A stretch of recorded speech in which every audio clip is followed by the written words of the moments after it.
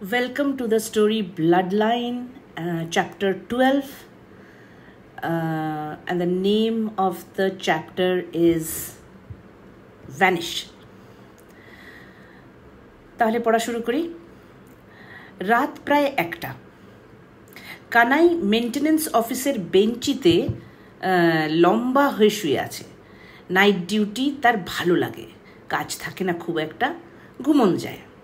বাইরে আজ বৃষ্টি পড়ছে, ঝমঝম শব্দটা বেশ লাগছে। চোখ ভারী হয়ে আসছে। হঠাৎই ফোন বেজে উঠল। হ্যালো। সরলা সিস্টারের খ্যারখ্যারে গলা ভেসে আসলো। কানাই, জলদি আসো, ব্লক বিতে, দোতলার লাস্ট সেলটাতে। বাথরুম ওভারফ্লো করে গন্ধ, ইস, টেকা যাচ্ছে না। আচ্ছা, আসছি। এই বলে টুল বক্স নিয়ে সে ব্লক বিয়ের দিকে পা বাড়ালো। রাতের দিকে মানসিক হাসপাতালটাকে কেমন যেন ভয় করে, গা ছমছম করে। কানাইয়ের খুব ভয় করে। নানা ডেঞ্জারাস মানসিক রুগীদের এখানে রাখা হয়, কেউ কেউ আবার খুন করেছে। কানাই পা চালালো।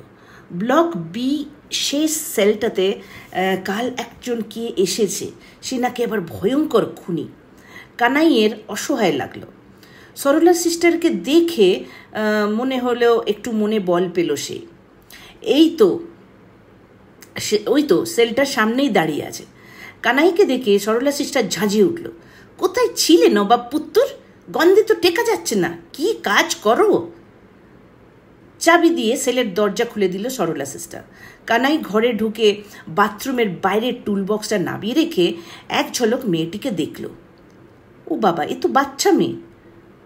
দুপায়ের মাঝে মুখ গুজে এক কোণে সিটিয়ে বসে আছে। কানাই বাথরুমে ঢুকলো। মনে মনে ভাবতে লাগলো, এই মেয়ে খুন করে? খুব হয়রান লাগলো কানাইয়ের। বাইরের সরলা সিস্টারের হঠাৎ বমি আসলো। সে দ্রুত করিডোর থেকে দিয়ে স্টাফ বাথরুমের দিকে গেল।